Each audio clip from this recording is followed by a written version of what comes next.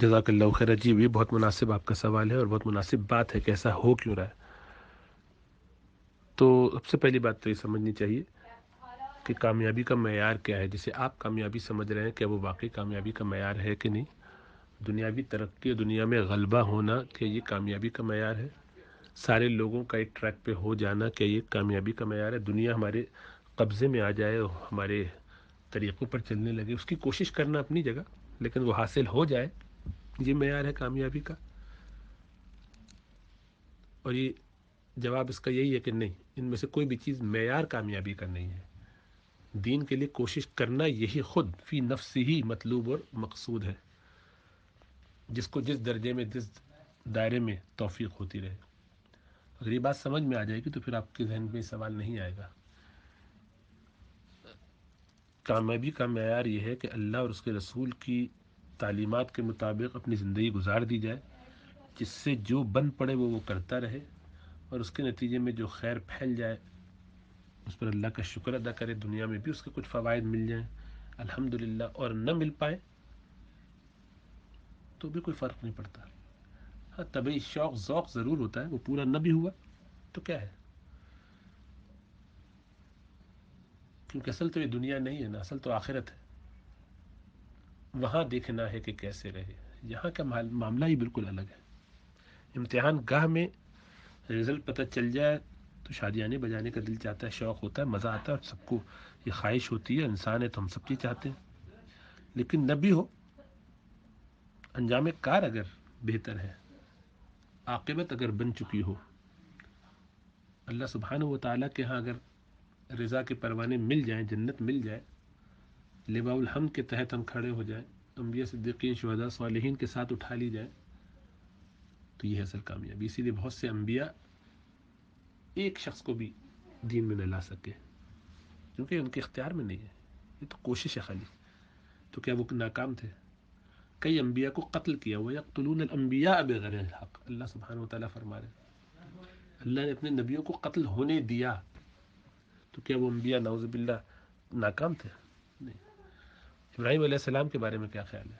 اللہ فرماتے ہیں وَآتَيْنَاهُ فِي الدُّنْيَا حَسَنَةً، ہم نے انہیں دنیا میں بھی حسنہ عطا فرمائی. کتنے لوگ ایمان لائے تھے؟ فآمن لہ لوط، ایمان لیا ان پہ لوط علیہ السلام. کتنے لوگ ان کے ساتھ تھے؟ جب وہ اذان دے رہے تھے، پکار رہے تھے، وَأَذِّن فِي النَّاسِ بِالْحَجِّ،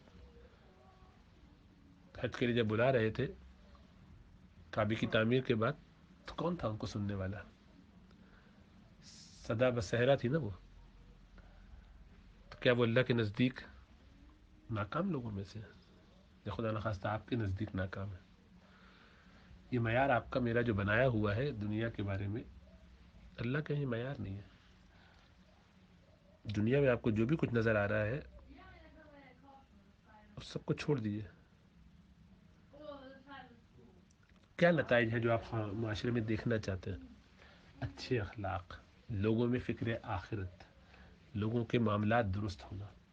تو یہ کیسے ہوگا؟ یہ اس وقت ہوگا جب لوگ اپنے آپ کو علماء سے جوڑیں گے. تو اب آپ دین کا درد رکھنے والے لوگ سب سے پہلے یہی علماء سے دور ہیں. سارے مریض معالجین سے بھاگنے لگے اور کہیں کہ دیکھو بیماریاں پھیلتی چلی جا رہی ہیں. سارے لوگ ڈاکٹر حضرات کو چھوڑ کے بیٹھ جائیں، ان کے بارے میں بدگمان ہو کے بیٹھ جائیں، کچھ 150 کالی بھیڑوں کی وجہ سے، کچھ گندے بد اخلاق اور برے ڈاکٹروں کی وجہ سے، اور پوری قوم جو ہے پھر بیماریاں اس میں پھیلتی جائیں. اور ہم میں سے کوئی سمجھدار مریض یہ سوال کرے کتنے ڈاکٹر ہیں، بیماریاں تو پھیلے چلی جا رہی ہیں. تو بھائی ڈاکٹر ہونے سے تھوڑی ہوتا ہے، اس کے بعد جو کچھ کرنا چاہیے وہ بھی تو ہونا چاہیے. علماء سے کنیکٹ کون ہے؟ میں تو بار بار یہ سوال کرتا ہوں، بتائیے کہ کن علماء کے ساتھ آپ نے وقت گزارا ہے، کن لوگوں کے ساتھ ہم نے سیکھنے کا سلسلہ، تلمس کا کوئی ربط قائم کیا ہے.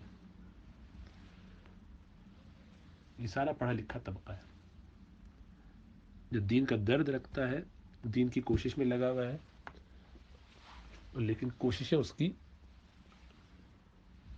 اللہ ما فرمایا. ایسا لگتا ہے کہ قل هل ننبئكم بالاخسرین اعمالا الذين ضل سعيهم في الحياة الدنيا وهم يحسبون انهم يحسنون صنعا. کی کوئی مثال بن رہی ہو؟ اللہ محفوظ فرمائے. تو کیا کر سکتے ہیں ایسی صورت میں؟ تو سوال یہ نہیں بنتا کہ کیوں حالات خراب ہے، سوال یہ ہے کہ میرا اس میں کیا کنٹریبیوشن ہے اس حالات کو بہتر کرنے میں. اگر سارے علماء آپ کی رائے کے مطابق اور آفسر صاحب کی رائے کے مطابق چور گڑبڑ بدماش 2 نمبری 80 سال میں سب کے سب بقول ان کے شرک کی دعوت میں لگے ہوئے ہیں، کفر پھیلا رہے ہیں، تو لعنت بھیجی سب پر. خود عالم بنیے، اس کام کو سنبھالیے، چلائیے، اپنے ادارے قائم کیجیے، باقاعدہ سیکھیے اور سکھائیے، یہ کام شروع کر دیجیے. اسی لیے تو پہلے بھی یہ سوال کیا تھا کہ ادارہ قائم کیجیے، اپنا بنائیے خود، لیکن اس کے لیے خود تعلیم حاصل کیجیے. اگر ان سے مایوس ہیں اور ہو سکتا ہے آپ اس میں حق بجانب بھی ہوں، مجھے اس پر کوئی اعتراض نہیں کہ آپ سب پر لعنت بھیج کے اپنا ایک سلسلہ شروع کیجیے، لیکن تعلیم تو حاصل کیجیے نا، ٹھیک طریقے سے دین سیکھیے تو، اور پھر سکھائیے.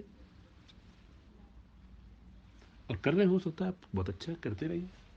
تو جب کام کرتے ہیں تو پھر اس کی فکر نہیں ہوتی کہ دوسرے کیا کر رہے ہیں، چھوڑ دیے دوسروں کو ان کے حال پر. آپ کی رائے ان کے بارے میں جو ہے، آپ سے تو اس کے بارے میں سوال ہوگا. ہمارے نزدیک تو یہ جو کام کر رہے ہیں علماء بہت اچھا کام کر رہے ہیں، اور ہم اس پر بالکل مطمئن ہیں. ان کے کام میں الحمدللہ بہت خیر ہے. اصلاح کی بہت ساری گنجائش ہیں جو ہمیشہ رہتی ہیں، امپروومنٹ کی تو ہمیشہ گنجائش رہتی ہے، تو اس سے کوئی انکار نہیں. رہی یہ بات کہ کن کن چیزوں میں اصلاح کی گنجائش ہے، اس پہ کوئی تنقید کرنے کا حق کس کو ہے کس کو نہیں ہے، تو بھی تنقید کرنے کا تو ہر ایک کو حق ہے، جو چاہے حق رکھے اور اختیار کرے، لیکن جسٹیفیکیشن اس کی قیامت کے دن دینی پڑے گی. بہت سے لوگ قرآن پہ بھی تنقید کرتے، کون روک سکتا ہے ان کو، روکتا ہے. لوگ رسول اللہ صلی اللہ علیہ وسلم کی ذات کو نہیں چھوڑتے تو کون روک سکتا ہے اور روکتا ہے ان کو. اپنے غم کا اظہار کر سکتے ہیں جو کرتے ہیں، تو وہ بھی برداشت کیا جاتا ہے بہت آسانی کے ساتھ. تنقید کا مسئلہ نہیں ہے، تنقید کرنی ہے تو ان کو لکھیے، اگر واقعی سنسیئر ہے تو طریقے سے لکھیے اور علماء کے پاس بھیجیے جن سے آپ کو اختلاف ہے، جن کے ناموں کو سن کے پریشانی ہوتی ہے، آپ کو ان کو لکھیے، سمجھائیے، کہیے بھائی کیا مسئلہ. آپ اپنا کام کر کے فارغ ہو جائیے، پھر اپنی خدمت میں لگے رہیے جو دین کی خدمت آپ کر سکتے ہیں. یعنی اندھیروں کو کوستے رہیں اور دیا نہ جلائیں، اور اس کے بعد آپ کہیں کہ مجھے اس کا حق پہنچتا ہے، تو ہوگا آپ کو حق. مجھے جس کا بھی فیصلہ نہیں کرتا، میں تو یہ نہیں کہتا کہ آپ کے پاس حق ہے کہ نہیں، میں تو یہ کہہ رہا ہوں کہ وقت ضائع نہ کریں بیکار کے کاموں میں. ہمارے حساب سے سارا کام بیکار ہے. کام تو وہ کرنا چاہیے جس کے کوئی مثبت اثرات ہوں. آپ کیا سمجھتے ہیں کہ آپ یا اور بہت سارے لوگ اسی طرح سے تنقید کر کے دین کی کوئی خدمت کر رہے ہیں؟ بالکل بھی نہیں. کہ جو لوگ مدارس چلا رہے ہیں جا کے ان سے کہتے تو بھی کوئی فائدہ ہوتا. آپ کی یہ تنقید ان سے ہوتی، خط و کتابت کے ذریعے ہوتی، فون پہ بات کر کے ہوتی، ان سے جا کے ملاقاتیں کرتے. یہ کام کریں تو فائدہ، اور وہ کرتے رہیے جب تک اس میں خیر نہ ہے. نہیں، وہ نہیں کرنا. زہر اگل سکتے ہیں پبلک میں، میڈیا پر. اس سے حاصل کیا ہے؟ نہیں، آپ کا خیال ہے کہ آپ کی باتیں سن کے وہ لوگ جو مدارس میں پڑھ چکے ہیں، ہم جیسے لوگ، وہ کہیں گے کہ ہاں آپ بالکل ٹھیک کہہ رہے ہیں، اس لیے کہ ہم نے تو مدارس دیکھے نہیں. بھائی آپ کی بات میرے لیے اس لیے قابل قبول نہیں ہو سکتی اس لیے کہ آپ نے اس سسٹم کو دیکھا ہی نہیں، آپ جانتے ہی نہیں ہیں. ایسے ایک شخص ڈاکٹر نہ ہو، وہ کہے کہ میں بتاتا ہوں میڈیکل ہاسپٹلز میں کیا ہوتا ہے. وہ پیشنٹ کی حیثیت سے تو بتا سکتا ہے، اس کا تجربہ پیشنٹ کی حیثیت سے ہو سکتا ہے، پیشنٹ کے ریلیٹیو کی حیثیت سے ہو سکتا ہے. وہ ڈاکٹر نہیں ہے تو اس کو نہیں معلوم کہ اندر کیا ہوتا ہے.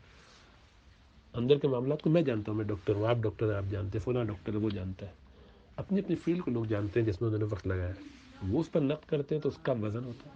عام آدمی کے نقد کی کوئی ویلیو نہیں ہے. وہ اپنے سروس جو اس کو ملنی چاہیے اس پر تو اعتقاد کر سکتا ہے، تنقید اور اختلاف اور جو اس کو کہنا ہے. مثلا وہ یہ کہہ سکتا ہے کہ مسجد میں امام صاحب نماز پڑھانے نہیں آئے، اتنی دیر سے پڑھاتے ہیں، ان کی تجوید ٹھیک نہیں ہے. وہ دن بیان دے رہے تھے، انہوں نے تو بالکل ہی لڑکھڑا گئے، وہ بات ہی نہیں کرنا ہے، انہیں بات کرنے کا طریقہ نہیں ہے. یہ سب باتوں کے اوپر وہ اختلاف کرے، لیکن وہ اس پہ نہیں تنقید کرتا. وہ کہتا ہے کہ نہیں آپ کو پڑھانے کا طریقہ صحیح نہیں ہے، آپ کا نصاب درست نہیں ہے. ابھی بھائی تجھے کیا پتہ، یہ تو آپ کی فیلڈ نہیں ہے. اپنے اپنے دائرے میں رہ کے اگر کام کیا جائے، اور پھر تنقید بھی کر رہا ہے اپنے گھر میں بیٹھ کے کمرے میں اپنے واٹس ایپ پر تنقید کرنی ہے جن سے، ان کو جا کے لکھ کے دے. یہ کرنے کے لیے تیار نہیں ہے. بار بار لکھیں، پتہ نہیں بات سمجھ میں آ رہی ہے کہ نہیں آ رہی. بار بار یہ بات کہہ چکا ہوں پہلے بھی، دوبارہ کہنے کے لیے مجھے تو کوئی اعتراض نہیں ہے، لیکن افسوس ہوتا ہے کہ وہ باتیں بار بار گھما کے کہتا رہے آدمی لیکن پھر بھی سمجھ میں نہیں آتی. کم از کم یہی آدمی قبول کر لے کہ بھائی سمجھ ذرا کمزور ہے، تو ٹھیک ہے بار بار سمجھا دیتے، اس کو اور سمپلیفائی کر کے لکھ کے مختلف عنوان سے سمجھا دیتے.